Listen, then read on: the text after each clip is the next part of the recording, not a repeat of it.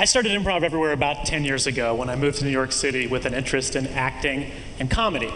Because I was new to the city, I didn't have access to a stage, so I decided to create my own in public places. So the first project we're going to take a look at is the very first No Pants subway ride. Now this took place in January of 2002, and this woman is the star of the video. She doesn't know she's being filmed. She's being filmed with a hidden camera. This is on the 6 train in New York City, and this is the first stop along the line. These are 2 Danish guys who come in and sit down next to the hidden camera. And that's me right there in a brown coat. It's about 30 degrees outside. I'm wearing a hat. I'm wearing a scarf. And the girl's going to notice me right here.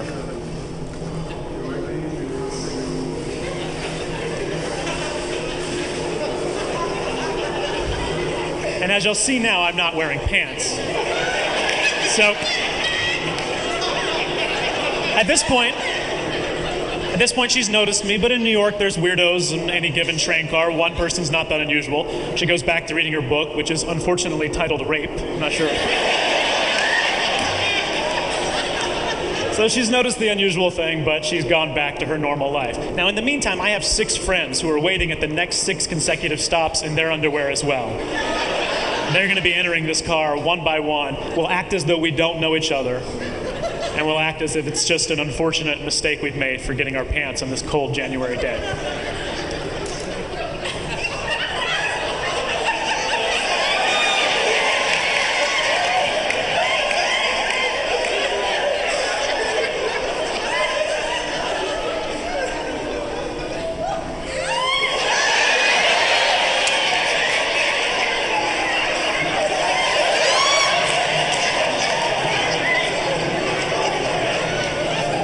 So at this point, she decides to put the rape book away. She decides to be a little bit more aware of her surroundings. Now, in the meantime, the 2 Danish guys to the left of the camera, they're cracking up. They think this is the funniest thing they've ever seen before. And watch her make eye contact with them right about now.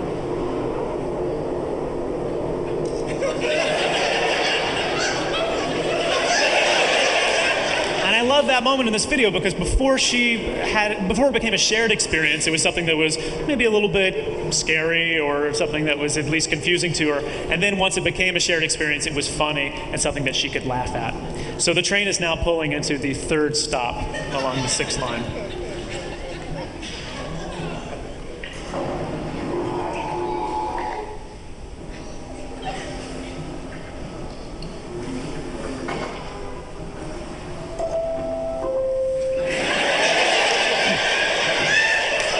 So the video won't show everything. This goes on for another 4 stops. A total of 7 guys enter anonymously in their underwear.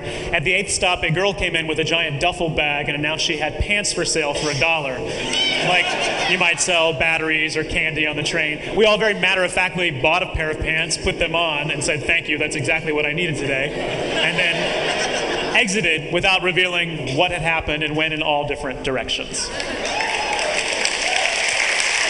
Thank you. So that's a still from the video there, and I love that girl's reaction so much, and watching that videotape later that day inspired me to keep doing what I do. And really one of the points of Improv Everywhere is to cause a scene in a public place that is a positive experience for other people. It's a prank, but it's a prank that gives somebody a great story to tell. And her reaction inspired me to do a 2nd annual No Pants subway ride, and we continue to do it every year. This past January, we did the 10th annual No Pants subway ride, where a diverse group of 3,500 people rode the train in their underwear in New York, almost every single train line in the city, and also in 50 other cities around the world, people participated. As I started taking improv class at the Upright Citizens Brigade Theater and meeting other creative people and other performers and comedians, I started amassing a mailing list of people who wanted to do these types of projects so I could do more large-scale projects. Well, one day I was walking through Union Square and I saw this building, which had just been built in 2005. And there was a girl in one of the windows and she was dancing, and it was very peculiar because it was dark out, but she was backlit with fluorescent lighting, and she was very much on stage, and I couldn't figure out why she was doing it. After about 15 seconds, her friend appeared. She had been hiding behind a display, and they laughed and hugged each other and ran away. So it seemed like maybe she had been dared to do this. So I got inspired by that, looking at the entire facade. There were 70 total windows, and I knew what I had to do. So this project is called Look Up More. We had 70 actors dressed in black. This was completely unauthorized. We didn't let the stores know we were coming. And I stood in the park giving signals. The first signal was for everybody to hold up these 4-foot-tall letters that spelled out Look Up More, the name of the project. The second signal was for everybody to do jumping jacks together. You'll see that start right here. And then we had dancing. We had everyone dance, and then we had dance solos where only one person would dance and everybody would point at him.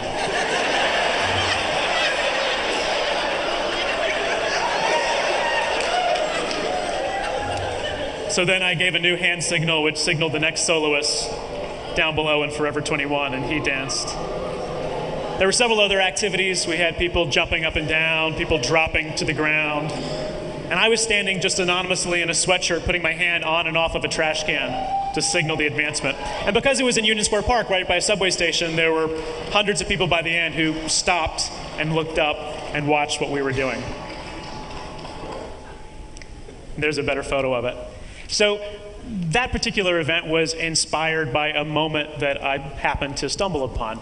The next project I want to show was given to me in an email from a stranger. A high school kid in Texas wrote me in 2006 and said, you should get as many people as possible to put on blue polo shirts and khaki pants and go into a Best Buy and stand around. So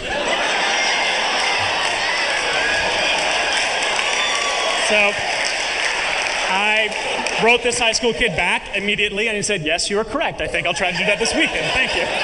So here's the video. So again, this is 2005. This is the Best Buy in New York City. We had about 80 people show up to participate, entering one by one. We had, there was an 8-year-old girl, a 10-year-old girl. There was also a 65-year-old man who participated. So it was a very diverse group of people. And I told people, don't work, don't actually do work, but also don't shop. Just stand around and don't face products. Now you can see the regular employees by the ones that have the yellow tags on their shirt. Everybody else is one of our actors. The lower level employees thought it was very funny, and in fact, several of them went to go get their camera from the break room and took photos with us. A lot of them made jokes about trying to get us to go to the back to get heavy television sets for customers. The managers and the security guards, on the other hand, did not find it particularly funny. You can see them in this footage. They're wearing either a yellow shirt or a black shirt. And we were there for probably about 10 minutes before the manager decided to dial 911. So they started running around telling everybody that the cops were coming, watch out, the cops are coming. And you can see the cops in this footage right here. That's a cop wearing black right there being filmed with a hidden camera. Ultimately, the police had to inform Best Buy management that it was not in fact illegal to wear a blue polo shirt and khaki pants.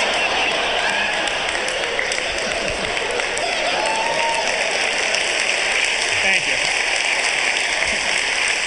So, we had been there for 20 minutes. We were happy to exit the store. One thing the managers were trying to do was to track down our cameras. And they caught a couple of my guys who had hidden cameras in duffel bags. But the one camera guy they never caught was the guy that went in just with the blank tape and went over to the Best Buy camera department and just put his tape in one of their cameras and pretended to shop. So I like that concept of using their own technology against them. I think our best projects are ones that are site-specific and happen at a particular place for a reason. And one morning, I was riding the subway. I had to make a transfer at the 53rd Street stop where there's these 2 giant escalators. And it's a very depressing place to be in the morning. It's very crowded. So I decided to try to stage something that could make it as happy as possible for one morning. So this was in the winter of 2009, 8:30 in the morning. It's morning rush hour.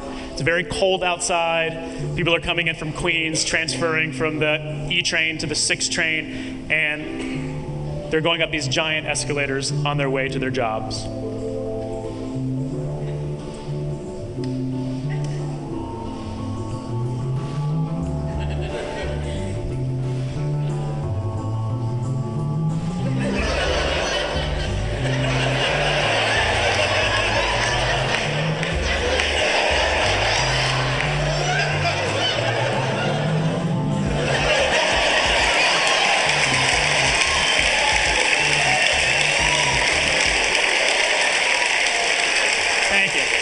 So there's a photograph that illustrates it a little bit better. He gave 2,000 high fives that day. And he washed his hands before and afterward and did not get sick. And that was done also without permission, although no one seemed to care.